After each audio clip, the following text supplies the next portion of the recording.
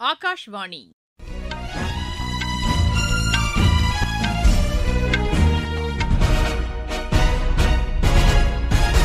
செய்திகள் வாசிப்பவர் சுமித்ரா ரத்னம். தலைப்புச் செய்திகள்: உத்தரகண்ட் மாநிலத்தில் சுற்றுலா வளர்ச்சியை மேம்படுத்த மத்திய அரசு பல்வேறு நடவடிக்கைகளை மேற்கொண்டு வருவதாக பிரதமர் திரு நரேந்திர மோடி தெரிவித்துள்ளார். தென் மாநிலங்களில் செயல்படுத்தப்பட்டு வரும் சிறுபான்மையினருக்கான நலத்திட்டங்கள் குறித்து மத்திய அமைச்சர் திரு கிரண் ரிஜிஜூ திருவனந்தபுரத்தில் இன்று ஆய்வு செய்தார். தமிழகத்தில் 22 கோடி ரூபாய் செலவில் மேம்படுத்தப்பட்ட சார் பதிவாளர் அலுவலக கட்டடங்களை முதலமைச்சர் திரு மு க ஸ்டாலின் இன்று திறந்து வைத்தார். ஹமாஸ் அமைப்பினர் பிடித்து வைத்துள்ள பிணை கைதிகள் அனைவரையும் உடனடியாக விடுவிக்க வேண்டும் என்று அமெரிக்க அதிபர் திரு டொனால்டு டிரம்ப் வலியுறுத்தியுள்ளார். குருகிராம் சர்வதேச மகளிர் டென்னிஸ் போட்டியில் இந்தியாவின் ஷஹஜா யாமலப்பள்ளி காலிறுதிக்கு முந்தைய சுற்றுக்கு முன்னேறியுள்ளார். இனி விரிவான செய்திகள். உத்தரகண்ட் மாநிலத்தில் சுற்றுலா வளர்ச்சியை மேம்படுத்த மத்திய அரசு பல்வேறு நடவடிக்கைகளை மேற்கொண்டு வருவதாக பிரதமர் திரு நரேந்திர மோடி தெரிவித்துள்ளார். அம்மாநிலத்தின் ஹர்சில் பகுதியில் நடைபெற்ற பொதுக்கூட்டத்தில் பேசிய அவர், கேதார்நாத் மற்றும் ஹேம்குண்ட் ரோப்கார் திட்டங்களுக்கு மத்திய அமைச்சரவை நேற்று ஒப்புதல் அளித்ததை சுட்டிக்காட்டினார். இதன் மூலம் புனித பயணம் மேற்கொள்வோருக்கான பயண நேரம் வெகுவாக குறைவதோடு சுற்றுலாத்துறையும் வளர்ச்சியடையும் என்று அவர் கூறினார். இதன் மூலம் உத்தரகண்ட் மாநிலத்தின் சுற்றுலா சார்ந்த பொருளாதாரம் மேம்படும் என்றும் பிரதமர் குறிப்பிட்டார்.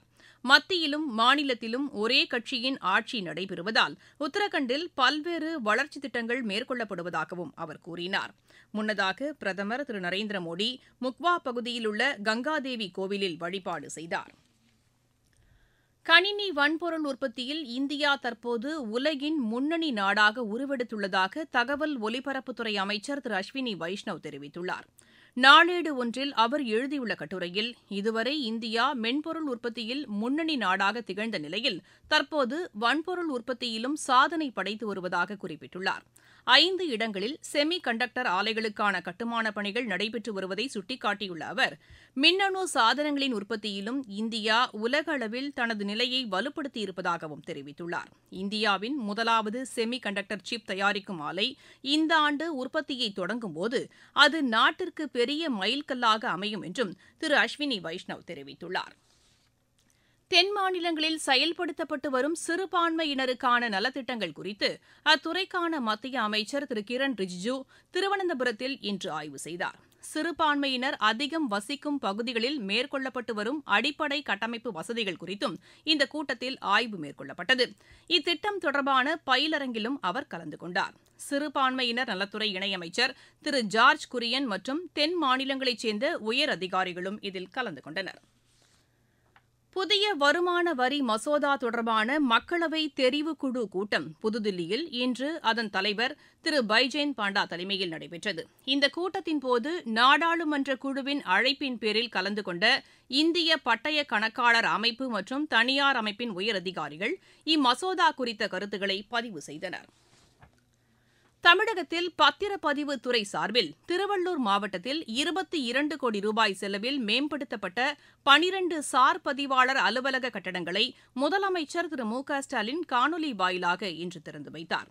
சென்னை தலைமைச் செயலகத்தில் நடைபெற்ற இந்த நிகழ்ச்சியில் அம்மாவட்டத்தில் புதிதாக உருவாக்கப்பட்ட 2 சார் பதிவாளர் அலுவலகங்களையும் அவர் திறந்து வைத்தார். மேலும் வருவாய்த்துறையின் பயன்பாட்டிற்காக சுமார் 4,5 கோடி ரூபாய் மதிப்பில் வாங்கப்பட்டுள்ள 51 புதிய வாகனங்களின் சேவையையும் அவர் தொடங்கி வைத்தார். சிறந்த பத்திரிகையாளர்களுக்கான விருது மற்றும் சிற்ப கலைஞர்களுக்கான கலைச்செம்மல் விருதுகளையும் முதலமைச்சர் இந்த நிகழ்ச்சியில் வழங்கினார். பிரதமரின் விவசாயிகளுக்கான வருவாய் ஆதரவு திட்டம், பயிர் காப்பீடு போன்ற நலத்திட்டங்களை எளிதில் பெறும் வகையில் தேசிய அடையாள அட்டை வழங்குவதற்கான நடவடிக்கைகளை மத்திய அரசு மேற்கொண்டுள்ளது. இதன்படி தமிழகத்தின் திருப்பத்தூர் மாவட்டத்தைச் சேர்ந்த விவசாயிகளின் நில உடைமை மற்றும் ஆதார் எண் உள்ளிட்ட விவரங்களை பதிவு செய்யும் பணி முழுவீச்சில் மேற்கொள்ளப்பட்டு வருவதாக எமது செய்தியாளர் தெரிவிக்கிறார். திருப்பத்தூர் மாவட்டத்தில் உள்ள அனைத்து வருவாய் கிராமங்களிலும் மாவட்ட வேளாண்மை மற்றும் உழவர் நலத்துறை அலுவலர்களின் கண்காணிப்பில் சமுதாய வள பயிற்றுநர்கள், தன்னார்வலர்கள் இணைந்து சிறப்பு முகாம்கள் மற்றும் ஒவ்வொருவரின் வீடுகளுக்கும் சென்று விவசாயிகளின் ஆதார் எண், கைபேசி எண், நில உடைமை விவரங்களையும் இணைக்கும் பணியில் ஈடுபட்டு வருகின்றனர். இதன் மூலம் அனைத்து விவசாயிகளுக்கும் தனித்துவமான தேசிய அளவிலான அடையாள எண் ஏற்படுத்தப்படும். 2025-26 நிதி ஆண்டு முதல் பிரதம மந்திரி கௌரவ நிதி திட்டம், பயிர் காப்பீடு திட்டம் திட்டம் போன்ற மத்திய அரசு திட்டங்கள் மற்றும் மாநில அரசு திட்டங்களில் விவசாயிகள் எளிதில் பயன்பெற இந்த தனித்துவமான தேசிய அளவிலான அடையாள எண் மிகவும் அவசியம். திருப்பத்தூர் மாவட்டத்தில் இதுவரை 27,000க்கும் மேற்பட்ட விவசாயிகளின் விவரங்கள் பதிவு செய்யப்பட்டு தனித்துவ அடையாள எண் வழங்கப்பட்டுள்ளது. திருப்பத்தூரில் இருந்து அனுராதா. மும்மொழிக் கொள்கைக்கு ஆதரவாக சென்னையில் இன்று கையெழுத்து இயக்கம் மேற்கொண்ட பிஜேபி மூத்த தலைவர் திருமதி தமிழிசை சவுந்தரராஜன் உள்ளிட்ட அக்கட்சியின் தொண்டர்கள் கைது செய்யப்பட்டனர்.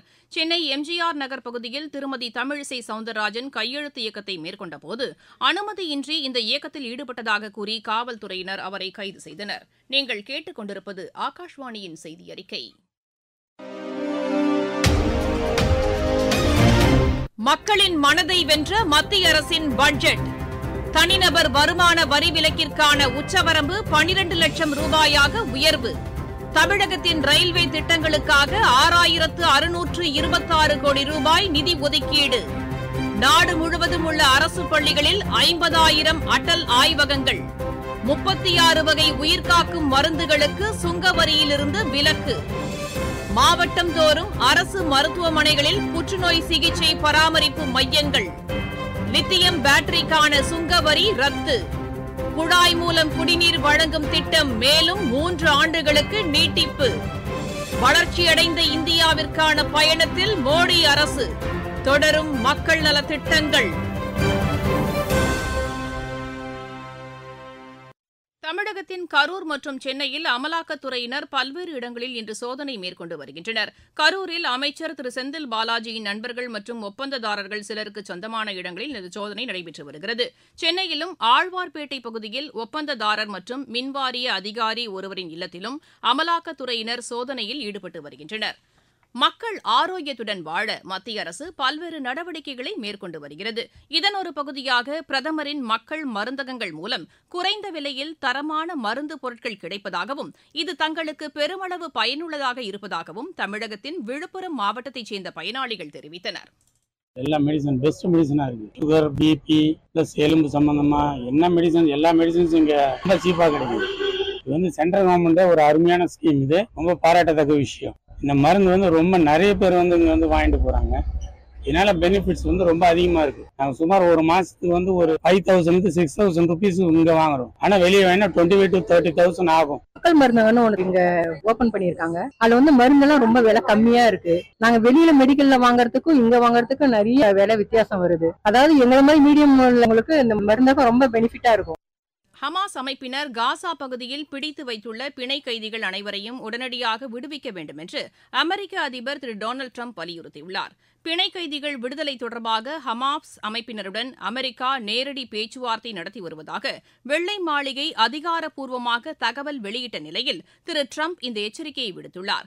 ஹமாஸ் அமைப்பினர் பிணை கைதிகளை விடுவிப்பது அவசியம் என்று குறிப்பிட்டுள்ள திரு டிரம்ப், பிணை கைதிகளை விடுவிப்பதிலோ அல்லது அவர்களது சடலங்களை ஒப்படைப்பதிலோ தாமதம் செய்தால் கடும் விளைவுகளை சந்திக்க நேரிடும் என்றும் எச்சரித்துள்ளார். குருகிராம் சர்வதேச மகளிர் டென்னிஸ் போட்டியில் இந்தியாவின் ஷஹஜா யாமலப்பள்ளி காலிறுதிக்கு முந்தைய சுற்றுக்கு முன்னேறியுள்ளார். ஒற்றையர் பிரிவு முதல் சுற்று ஆட்டத்தில் அவர் 6-4, 6-2 என்ற செட் கணக்கில் ஸ்பெயினின் கார்லோட்டா மார்டினஸை வென்றார். மற்றொரு ஆட்டத்தில் அங்கிதா ரெய்னா 5-7, 6-3, 6-2 என்ற செட் கணக்கில் ரியா பாட்டியாவை வென்று காலிறுதிக்கு முந்தைய சுற்றுக்கு முன்னேறியுள்ளார். செஸ் போட்டிகளுக்கான சர்வதேச தரவரிசை பட்டியலில் இந்தியாவின் அரவிந்த் சிதம்பரம் 14வது இடத்திற்கு முன்னேறியுள்ளார். பிராக் சர்வதேச செஸ் போட்டியில் நேற்று நடைபெற்ற 6வது சுற்று இறுதியில் பெற்ற கூடுதல் புள்ளிகள் அடிப்படையில் அவர் தரவரிசையில் முன்னேறியுள்ளார். ஜெர்மனியில் நடைபெற்று வரும் இளையோர் பேட்மிண்டன் போட்டியில் இந்தியாவின் ரவுனக் சௌஹான் 3வது சுற்றுக்கு முன்னேறியுள்ளார். 19 வயதுக்குட்பட்டோருக்கான இப்போட்டியின் 2வது சுற்று ஆட்டத்தில் அவர் 21-8, 21-7 என்ற செட் கணக்கில் ஜெர்மனியின் டிம் ஸ்கிம்ஸை வென்றார். மீண்டும் தலைப்புச் செய்திகள். உத்தரகண்ட் மாநிலத்தில் சுற்றுலா வளர்ச்சியை மேம்படுத்த மத்திய அரசு பல்வேறு நடவடிக்கைகளை மேற்கொண்டு வருவதாக பிரதமர் திரு நரேந்திர மோடி தெரிவித்துள்ளார். தென் மாநிலங்களில் செயல்படுத்தப்பட்டு வரும் சிறுபான்மையினருக்கான நலத்திட்டங்கள் குறித்து மத்திய அமைச்சர் திரு கிரண் ரிஜிஜூ திருவனந்தபுரத்தில் இன்று ஆய்வு செய்தார். தமிழகத்தில் 22 கோடி ரூபாய் செலவில் மேம்படுத்தப்பட்ட சார் பதிவாளர் அலுவலக கட்டடங்களை முதலமைச்சர் திரு மு.க. ஸ்டாலின் இன்று திறந்து வைத்தார்.